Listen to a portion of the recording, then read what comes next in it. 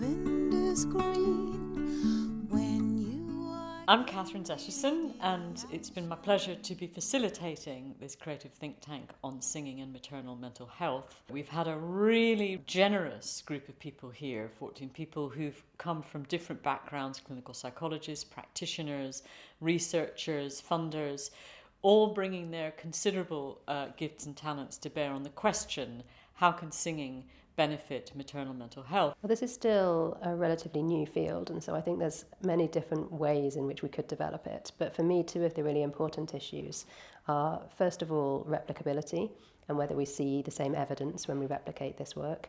But second of all, what the processes of change are, what the actual musical process and ingredients are within this intervention. Because if we want to scale up and roll out, we need to really understand what this intervention is and what the ingredients, if you like, of it are. I suspect that singing is very palatable for women, and also has a very holistic approach. It's a bit different from, the mainstream type of interventions that we're using.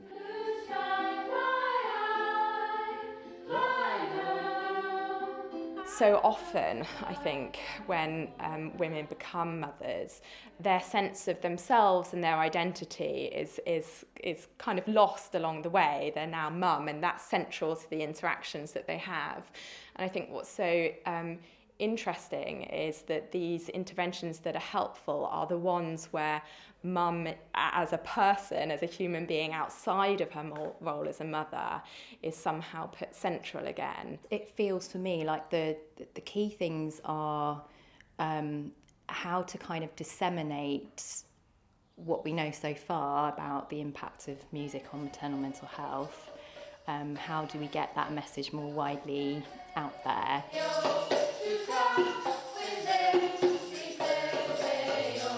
A lot of the women I work with are very unwell and sometimes even struggle to speak.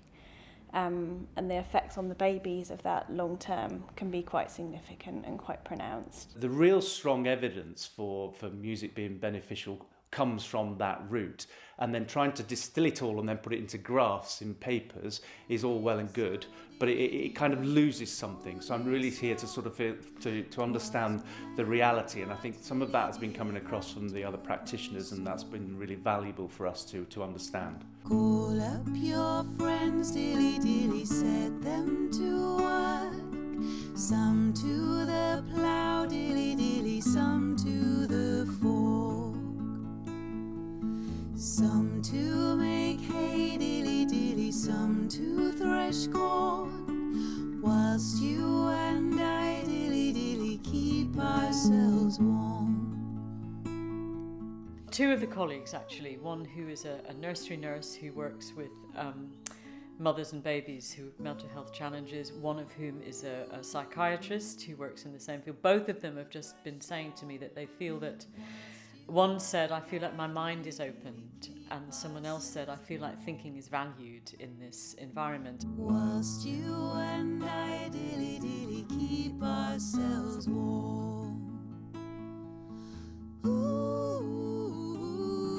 We're here to listen and learn and also contribute, take away from this and actually put straight into action, which is a lovely thing to do because you usually don't have the opportunity or the money or the capacity to do that. So we're taking work straight from here, straight back to Lambeth and Southwark, and straight into action down there. For me, the next steps would be a combination of ongoing research and practice that aim, like I said, to replicate what we've done and to develop it, but also to start looking, perhaps using ethnographic, arts-based methods, at what the real processes of change in the moment actually are, and what musical features are feeding into that.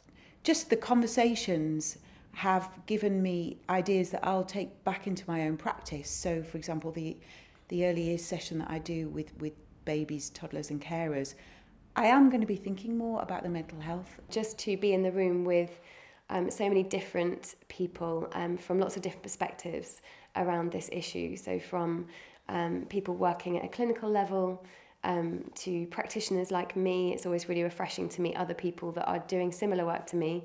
It's quite an exciting thing for me to imagine how it might scale up and how we can train other leaders to deliver. One of the main things is the sheer breadth and scope of the work that's going on in this field that I wasn't fully aware of.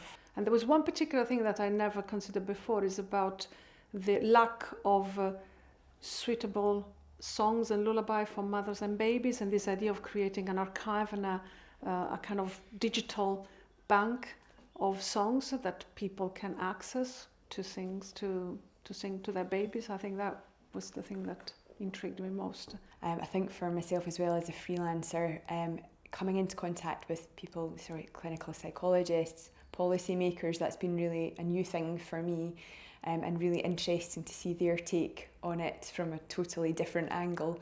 I think I'll take away some practical ideas in terms of songs and singing, ways maybe to structure sessions that I hadn't thought of before, and lots of contacts as well that I think will be incredibly useful in the future. It's great to see how other people see things. We've learnt new words, there are words that our colleagues use in their different fields that it's sort of revelatory to realise what a clinical psychologist means when they say to privilege, which is quite different to what a musician might say when they use the word to privilege. Simple things like that are very profound because they build our capacity to collaborate for the greater good.